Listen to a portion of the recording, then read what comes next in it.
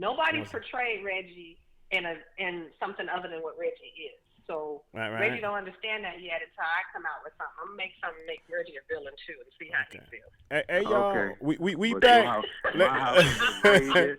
My kids have been traumatized and all that. You have to. Okay, y'all. Hey, You y'all. ain't had a door kicked in yet. We are back, I don't ladies have and no gentlemen. reason to, Hold man. on, hold on. Me either. We screaming. We You know, screaming I did again. this. We I screaming did. again. We back. We back. We are screaming Okay. again. Okay. All The right. people get back up in here. Y'all see what's going on. We had a little technical difficulties. But we are back and we are here. Okay, people. Now let me go back into what I was saying a little bit early on, Sharitha, when you said that these young people, right? They don't know no better, and they listening to what they hear, and it has nothing to do with the actual Tupac and Biggie murder, right? But let me say this: when you have one person for over 6 years telling you his side of the story or whatever, right? And the people are going to start believing that, right? Because okay, everybody, including myself, Reggie was a monster. Reggie was the guy that killed Tupac. It was Reggie's fault. Reggie was the boogeyman. You know what I'm saying? And then Reggie started talking. You know what I'm saying? Coming out talking and clearing his name up, and then people with common fucking sense started to see, okay, well then, hey, something ain't right. Somebody ain't keeping it 100. So and then that person has been called out on his bullshit. But we not here to shoot at nobody or nothing of that manner. It is what it is. But now the new king. This is our culture. Black man is talking to people who were close to Tupac, close to death row. Not a white guy, but a black guy. So I'm the new king of this shit. I'm dethroning the old king. I'm the new king. So with that being said and done, Sharitha, we're back to you now. So okay. So, let's see. My thing is, I just want the young generation to understand this is way before their era, because my daughter, 25, she was 4 at the time when Tupac, got killed. So she has no opinion on that. She can't even tell me nothing about it because it wasn't her generation. So she doesn't know. But what I'm saying and how I'm explaining is, Suge have not yet, and we will never get the truth out of Suge. We really wouldn't get the truth out of Suge because Suge got to make himself look bigger and better than everybody. But Suge wasn't always the villain that he was portrayed. No different than how they just portrayed me and Kevin. Right. That was not a true story. People don't understand. Sometimes it's just freaking TV. You believe Batman exists? Fuck no. Do you believe there's a Superman? Fuck no. So you gotta look into TV to where it is. It's TV. So, and that's what I want them to do. Look inside yourself and think. Put yourself in that position. Would you really have done that this way? And then maybe they can come up with some better conclusion opposed to criticizing myself. Because I know I get a lot of hate on here too, and that's fine. I don't care. That's your opinion. My kids love the freaking crap out of me, and everybody that knows me loves the freaking crap out of me. So do I give a damn about somebody else's opinion? No, I really don't. You can because cuss. Nobody with their opinion is paying my damn bills. Okay, because you can cuss. You can say shit. You ain't got to say crap, and you ain't got to say freaking and all that fuck shit. Well, I try. I try to be respectful to younger people that may be listening to this. I don't want them to say, "Oh, your mother was on the radio cussing all the time." No. These young motherfuckers I don't do it at home. I'm trying not to do it. These young motherfuckers don't show no respect, so fuck them. So okay, now hold on. Let's go into the Kenneth McClain. Let me. He want me to read this to you now. Kenneth, that's our dude.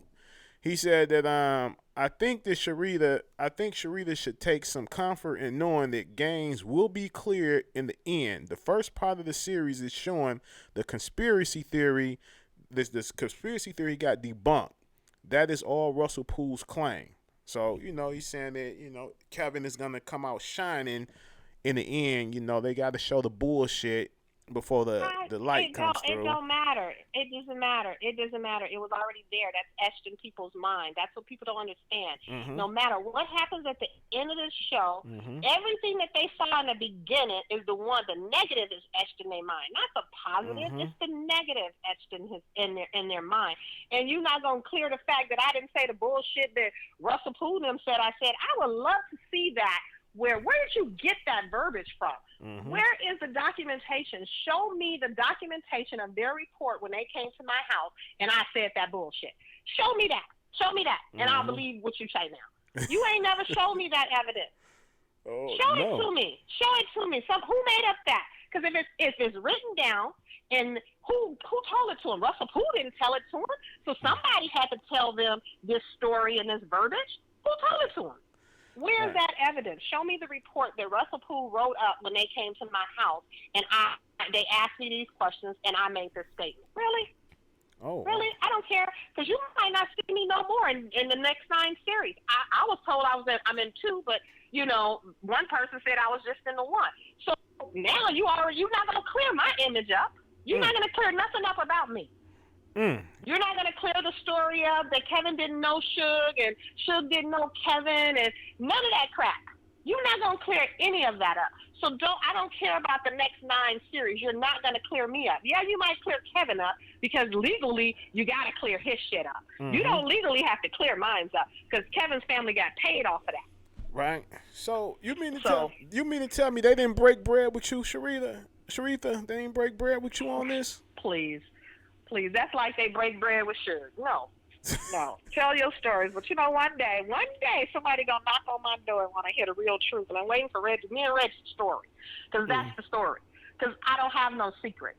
I don't have any secrets. Let me not lie. I do have some secrets because I'm not gonna incriminate myself. But as sure as I can sit here and tell you the truth about the whole life of Suge and Sharitha and Death Row and all of this, I would love to do it, but I cannot do it without Reggie. Right. Now you sit tight, because we're going to do that on the 313 Live show coming up this week. Me, you, and Reggie, we're going to sit down and we're going to make that shit happen right here, and we're going to put it out for the real people, that's over here watching, the real fans, because, I got all the real motherfuckers that's of age that ain't with that dumb shit, So we got it right here, We got that. And that's fine. Like I said, I know everybody. That's why I don't look at comments. I don't read them, because the first time I ever did an interview, I read the comments and I get mad. So, and then I want to go back and do another interview to check everybody that made a comment. So I've learned to, when I do this stuff, it is what it is. When I hang up the phone, it's over. And I don't give a damn what nobody thinks. It's over. I know what my kids think, and everybody in that Death Row crew. Nobody dislikes Sharitha. Go ask any of them. Nobody cannot tell you nothing negative about Sharitha. And if they do, they lying. Most definitely. Hey, because, we got a lot to clear up in the interview that we got coming, with the Death Row days. And, a lot of people are so fucking impatient. Like, oh, you ask her this, real, ask her that. You sit back, goddammit, and sit down. We gonna take care of that. That's coming. Ask me. I'm an open book right now. Ask me. God damn it. And it's like this. This is how it work, right? Because a lot of these motherfuckers that's just coming over to see what's going on, to hate motherfuckers. Not you people that are potential family members that are going to be down with the clique. But these hating motherfuckers, right? They want me to ask these type of questions, but it's like an election.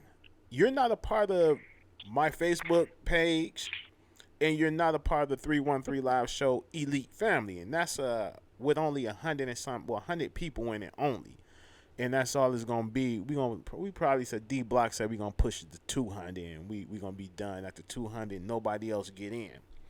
So we put it up. Reggie's familiar with it. We put the family. Let the family ask the questions what they want to ask, and those are the questions that get asked. It's like an election, motherfuckers. If you don't vote, you don't. You can't complain. You Well, can't say shit. you gotta ask the questions because this is what's on people's minds, and I think everybody deserves so they can, whether they gonna sleep at night, whether I'm gonna sleep at night because I answered the question or not. I want everybody to feel better about themselves, and now you sitting back, you've been harboring this thought, and now the more and more stuff that come out about death row, you develop more and more questions. So let them ask them. Let them ask them. Because I'm going to tell you ain't none of your damn business, or I'm going to answer it. Somebody said, what's the password to the elite family? Look, DJ AG, this is what you do. Email me personally, the313liveshow@gmail.com, and drop me your information, and I had D-Block put you in the group. You got to drop your Facebook information, and like I said, D-Block will take care of you, and he'll get you up in there. We'll smuggle you on in, and you can be a part of the crew. Everybody else, they gotta earn that shit. You just don't get in. Just you gotta earn that shit. Invite only, no requests. However you run it. I'm cool with everybody trying to answer everybody's question. That way you'll know everything you need to know because everybody needs to know somebody else's business. So please get into my business. And every time that people now, I get at least after every interview. People find me somehow on Facebook, and I thought my name was secretive on Facebook, but it's not. I don't have Facebook. Because I want followers. I have Facebook because I have family members that want to see what my kids are doing on a regular basis. So let me just say this to your listeners. If I don't accept your friend request, it's not because I don't like you or any of that, or I'm afraid what you're going to say. You don't need to see what my kids look like. You don't need to see what my kids are doing. You don't need to see any of that because that's all that's on my Facebook is I'm telling you about my kids every day. It's about my kids if I'm doing something. You don't need to know that. So that's why I don't accept. I got 200 people waiting for me to accept them. I don't have Twitter for that reason. I don't have Instagram for that reason. I don't do Snapchat. I don't do any of that stuff for the reason why, because at the age I am now, I only talk about my kids. That's the only thing that exists in my world is my children. Okay. So if you want to know about my children, then I feel sorry for you. Now let me ask you one question. Okay, now your 16-year-old daughter, is that Suge's daughter? No, I have one daughter that's Suge's. It's the 25-year-old. I have another son that I adopted when he was 2 years old, and then I have two kids, which is a daughter and a son by my husband.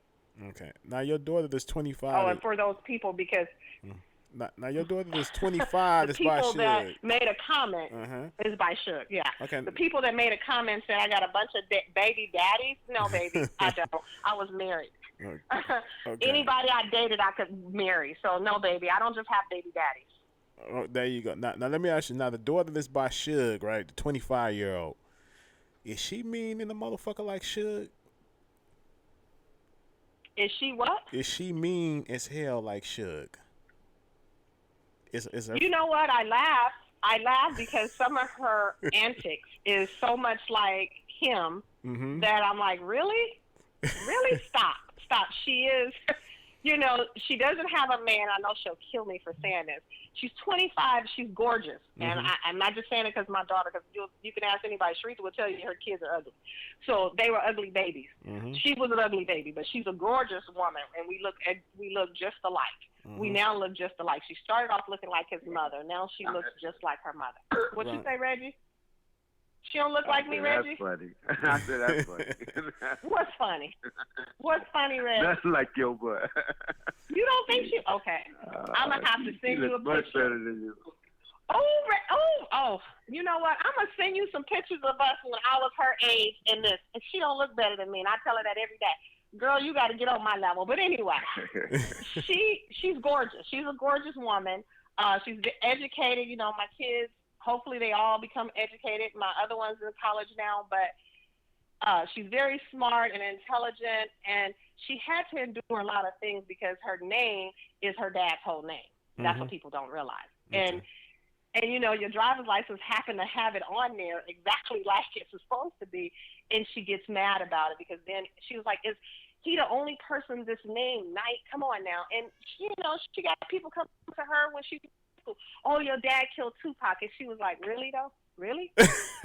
You know, and he came up to the school. He's been up to her school before, and it took her a long time to allow him to be up, you know, around like that. Because Mhm. when we were in Beverly Hills and she was going to the Beverly Hills school, yes, did he come around there? Yeah, he came around, but he wasn't the monster Suge. Now, when she got Mhm. to high school, okay, now he could be the monster Suge. But I had to tell her, you got to be comfortable with who your parents are. You Mhm. can't let everybody's rumors make you feel uncomfortable about who your parent is. So yes, Suge showed up to teacher conference, and that was a disaster. But he showed up to teachers conference with his comedian self. You know, he got a joke for everybody. Mhm. And so he comes to her. She did debutante. He was half there. Let me just say the truth. He was half there. Mhm. He didn't perform what he was supposed to perform, but he did show up. And Mhm. he tries to show up. He showed up to her college graduation. So you know, Suge comes to my house after her graduations and him and his girlfriend. I don't have a problem with Suge. Mm. You know, Suge is an asshole. Don't get me wrong, people. He's an asshole. And I tell him that every day, you asshole. But he knows he has a respect for me. Mhm. And I accept that. You only going to act a certain way when you come around my household because I will check you. So he knows. So this monster, my kids love Suge. Yeah. Love Suge. When he, you know, when we used to meet and I used to drop, you know, the oldest ones off to my little kids, they run around with him and he chases them and they were happy to see him because hell, they got $100 every time they saw him.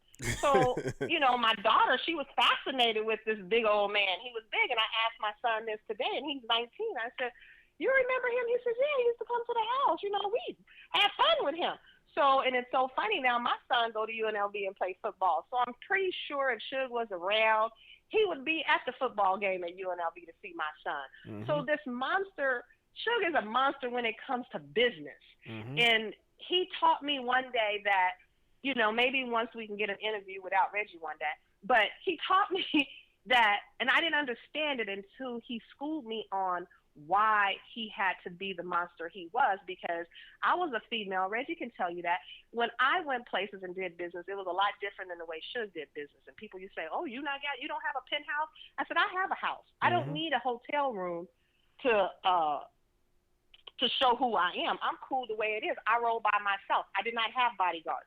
You can ask Reggie that. I roll by myself because I didn't do anybody wrong for you to do anything to me. Mhm. So I was confident in myself. And a situation happened when we was in one of them states, and somebody tried to punk me. And then I Mhm. called Suge on the phone. I was like, you know this nigga up here doing this? And he was like, that's what I'm saying to you. You go up there, you show them, you tell them, you want me to send you somebody? And from then on, it's like, okay, I see now. You you got to do some things. You got to Mhm. do some things, and people don't understand that until you was in that business. Right. People will punk you every day of the week, even for a parking space. I don't allow people to punk me for a parking space. Mm. You can't, because they're gonna punk you. And he told me if I correct all the rumors that's out there about me, you know how many people gonna start punking me?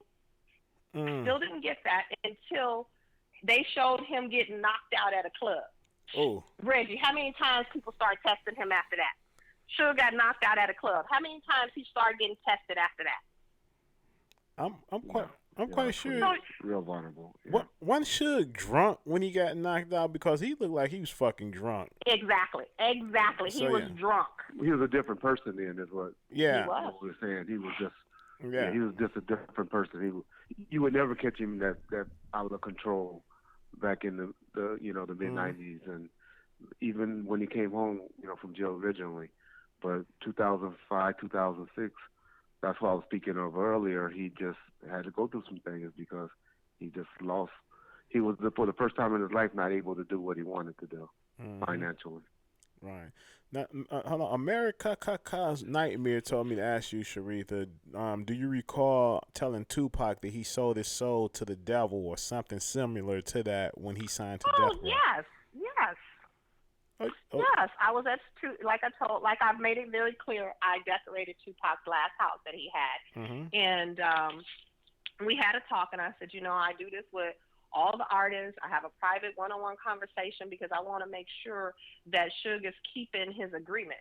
Mm-hmm. When we went into this death row thing, we had an agreement. I told him, I said, don't you cheat nobody and don't you steal from nobody. Mm-hmm. He says, oh, I would never do that. I said, you in this business to make sure that everybody is getting their fair due diligence to them. Right.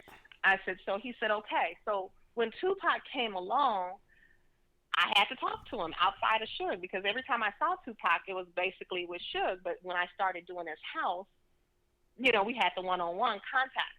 And I asked him how did this go because I needed to know the truth about what happened when Suge came to the prison and how did you sign with them. So I had to know these facts of myself. So mm-hmm. if it was done wrong, I would have went to Suge and was like, okay, this is what you did. This is what you about. So I told Tupac, I said, you sold your soul to the devil. Let's get that out in the air. He was like, yes. And he said, until Simon stopped doing what Simon promised me, I'll never have a problem with him. He said everything Simon said he was going to do for me, he has done. Mm-hmm. So I don't have no problem with Simon, and this is what they call Suge for people that don't know. They called him Simon. I didn't, but they called him Simon. And I was like, oh, okay, I just want you. He said, yeah, I understand exactly who Suge is. He said, I have a lot of respect for Suge because at the end of the day, nobody else came and got me out of prison. Mm-hmm. Nobody. And he came and got me in style and got me everything I asked him for. He got it to me. And he says, I'm trying to take Simon to another level. We trying to get into this movie stuff. Mm-hmm. So he already had this big master plan for him and Suge. So this story about, Tupac was leaving death, are you kidding me? Why? What reason would this man have to leave this man for? Right. Suge treated Tupac like, okay, I say flavors. I always say Suge have the flavor. And Tupac was the flavor. But the love Suge had for Tupac was incredible because he loved Dre, he loved Snoop. I don't care what he said. He loved all of them people. And the way at the end of the day, why that man sitting in prison right now, and no matter what he did, he didn't do nothing bad to nobody on death row. Mm-hmm. Enough for you to not say, you know what? People don't need to know that I gave him this money. You got homies. How the damn homies take him this money? They should have band together and got that nigga out of jail as far as I'm concerned. Mm-hmm. He paid for Snoop to get out of trouble. We bailed Dre out of trouble. Are you guys kidding me? But yeah. That's me. That's just me. Reggie, okay. And no, people, I don't have $10 million. I don't have $10 million. If I had $10 million, Suge would be sitting out on bail. Okay. Now let me ask Reggie. This is a question. Hey, Sharita, didn't you have a tour? Didn't you have a tour set up for Tupac out of the country? Oh yeah, we had big things. Tell him about that because everybody think he was about to leave. Yeah, tell and that's what I don't understand. If you tell them about the tour you had set up. Tell us about the tour. We had a major tour set up. Tupac had went on the road for a couple of dates one time, and Suge wasn't even there. Let's go there. Suge, that's another story. But anyway, Tupac wanted to go on the road. I had set it up for Tupac to go on the road with Snoop and Dre, and it was going to be a big death row tour. So this is what hurts my heart when I hear these people say, Tupac wasn't getting paid. You know what? Let's be honest with it. I'm going to tell it like it is, and everybody on death row can get mad.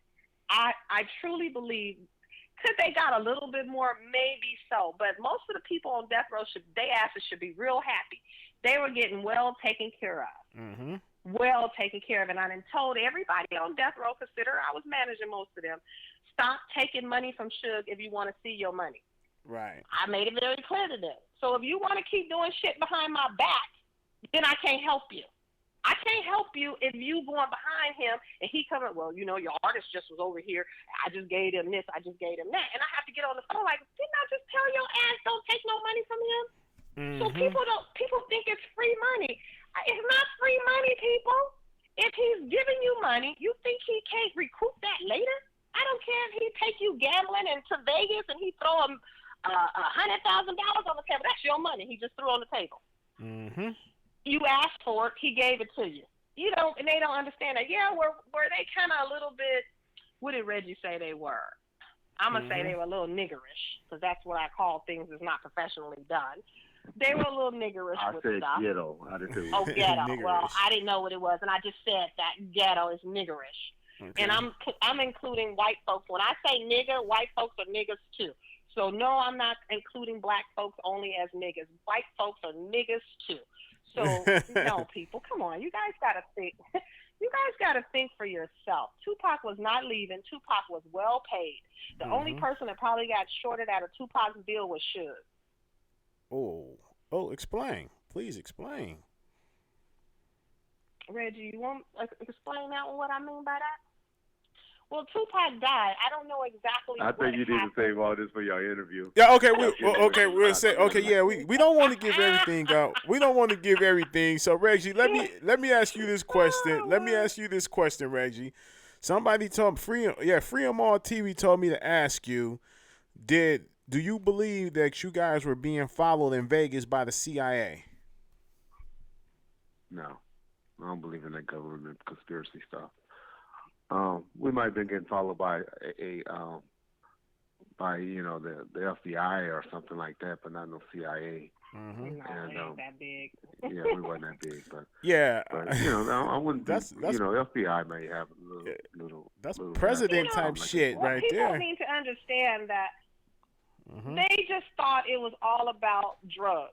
Death Row was, black people could not be this successful and have this much money. You guys got to think about it. Every black person that's successful, it's always drug as far as any white person is concerned. Suge did not have any drug money to invest in Death Row at all. Now, the Harry O story, that's a different story. That's not out of Suge's pocket. So what was you investigating? I don't know. Right. I really don't know why he was investigating. He was investigating because he hired a bunch of criminals. Don't mean they were selling drugs. And you gotta appreciate Suge for hiring these guys. They wasn't gonna get a job nowhere else. Yeah, see, that's the thing. I'm gonna Why say, not? let me say this right quick, and white America might get mad, but I don't give a fuck. I'm gonna say it. Y'all know how I am. I'm gonna call it how I call it. And you white motherfuckers who don't, on that fuck shit, y'all know that this is how I go. We shouldn't be hiring each other. Suge should not have been hiring no black guys with felons on their records. The white people felt that Suge should have been giving them jobs to them. Oh, he's supposed to be giving us these jobs. He's giving them to the niggers. Why he's giving them to the niggers? He's not giving them to us. So now Suge is not playing by the good old boy rules. So they got to come and take everything from him. Now the good old boy rules, let me explain what the good old boy, and you got some individuals that they know what they doing, but they act like they don't. But the good old boy rules, okay, you got to choose a side. You gotta, if you're gonna roll with me or you're gonna roll with this guy. Now, if somebody tell you some shit like that, that's the good old boy in them. You know what I'm saying? They racist motherfuckers, because they fear you. Only white boys they fear you sometimes. So when they fear you, they gotta try to turn everybody against you, because that's the type of shit they be on. So that's what it was with the white boys. They said, we got to get Suge out of power. We scared of this motherfucker. We fear him. So we got to get him out of here. So that was the thing with Suge. He shouldn't have been helping niggers out. Yeah, but fearing Suge, I don't agree with that either. And that too, but in fairness too, Suge had white folks that worked for him as well. All the people that worked at Gilpan, they were white. From Steve Cantrell, but David Kenner had office staff of about 6 or 7 people. They were all white. Suge wasn't prejudiced. So people need to think Suge wasn't prejudiced. So he had, the lady. No, we're not saying the lady that did our artwork and stuff like that. No, we're not saying Suge was prejudiced. She was white. We're not saying Suge was prejudiced at all. I'm just saying this is how the white America. No, I'm just saying he had white folks that worked for him as well. Yeah, but they didn't see them. Yeah, but he also gave. He gave back to the community, which that's what he was supposed to do. Yeah, he gave them jobs too. He created jobs. He used to tell me, he said, I'm sending this dude to you, Reggie. Have him do. I don't care. Have him clean up the studio. Have him, janitors or some shit. He gonna be working there. You know, Okay. I And remember we Big. both we both honestly we both hired people that they didn't know what the hell they was doing, but we Exactly. gave them jobs. Let's Yeah. go with the fact Mhm. even I gave Snoop's wife a job. What was she doing there? Mhm. Nothing. Absolutely nothing, but yet she was getting a check. What kind? So, I mean, people don't understand it's more to it than what is portrayed. Let me ask you Remember when this, Big Jake Sharif. got killed? He gave his brother a job. You know, he just give people jobs. You know. Well, Sharitha, when you put some, can I get a job so I can get a check too? Are you putting something together? Shit. I wish I We could. wish I we wish could I remake. I was could. looking at '95, some pictures and stuff. I said, I wish we could ride back. I I was looking know. at I the mean, Source we Awards we when they were had it coming out with good, and King. I said, we boy, didn't I wish I appreciate could it. Let me ride back say to that we didn't '95. appreciate it. We didn't Yeah. appreciate it real, and I'm gonna be honest with you. We Right. didn't. We didn't know what we had at the time when we had it because we were young. We were Mhm. all in our 20s. We were in our Yeah. 20s, and this is what people don't understand. No different than these riffraffs at 20 now. Mhm. We were all young and didn't realize what we had, and some of us grew up in the Mhm. mist and wanted to change some things. And I Mhm. feel like Reggie, I always have to defend Reggie and being at death row and running death row because some people did have a problem with Reggie was hired as a security. Now he running death row. Reggie's very smart. Mhm. Reggie was very smart and knowledgeable. I don't know where Reggie must have read a lot of books or entered a lot of meetings, but Reggie learned the business. Mhm. Reggie tried to make it become professional afterwards because my office was the professional office. If you really wanted something to happen that was business, go over to Sharice's office. It's totally different. It's quiet. Go over there and she'll handle the business professionally. But Reggie, I feel like they were down on Reggie, but Reggie, I think he ran Death Row good. I have to say he ran it good. He got a little bit too involved personally Mhm. with Suge women, Uh but oh. as far as the business wise of Death Row, Reggie, Mhm. I want to applaud you. You did do a good And when job she's trying to saying clear this house. personally, she's not talking about no damn relationship. She's talking Yeah. about. No, Cause, I'm not. yeah, cause He I was behind her. yeah, cause I Oh was yeah. finna ask Reg, you was fucking Suge's women, No. but hold on. No, No. no, he was too busy juggling them all for sure. That's the Oh, problem. okay. He was too busy juggling them all. And I had to tell Reggie stop doing that, but he ain't listen to me. He should friend. He should friend. Okay. Okay, should friend. You gonna get yourself in trouble. Okay, now You gonna Reggie. get people gotta understand. Mhm. Reggie, somebody, hold on one second. Somebody asked me to ask you this another question, Reggie. Was it true that, Sharitha, they is for you and Reggie or whoever can answer it? Was it true that Suge had it set up that himself, Jay Prince, Irv Gotti, and who else was it? Somebody else was getting ready to start their own company distribution or Yeah, something like record that? company. Yeah. Irv Gotti wasn't ready yet. Irv Okay. Gotti wasn't in it yet. Okay. But what he did right before, that's when he was setting up Machiavelli Records, Hammer Time Records, and Doggy Style Records. Mhm. And he had tried to reach out to Little J. Little Mhm. J was big then. Mhm. He was up and down. You remember, with the Ghetto Boys and stuff like that. And it was Jermaine Dupri, JD. I don't think he had talked to Puffy yet, but he even talked to Def Jam. But that's when we learned how Polygram really owned a lot of Def Jam and stuff like that. But he had relationships, and that's when I learned that Leo Corn was really the one that owned and ran Def Jam, not so Right. much Russell Simmons. Right. And Um, they said Dame Dash uh, was Dame go Dash ahead. involved. Well, no, you keep on your story. They were saying was Dame Dash No, he wasn't involved. that big then. Okay. They wasn't that big then. You remember Jay-Z? They were still at Priority trying to make you know make something happen with Priority. Mhm. But he was trying to be a distributor, but it was mainly with Hammer, uh, Little J. I remember we went to a celebrity game in Texas that he had threw, and they had talked about it. And I remember he talked to Jermaine Dupri, JD. That's probably why he went out there to that party at the time because he was kind of courting them.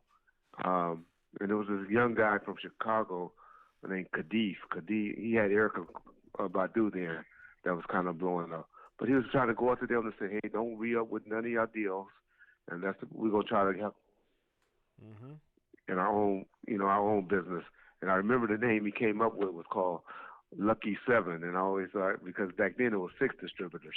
and he was gonna be like Lucky Seven because niggas, Lucky, and then the distributor would be the seventh major distributor Right. is what he thought of, but that was short lived.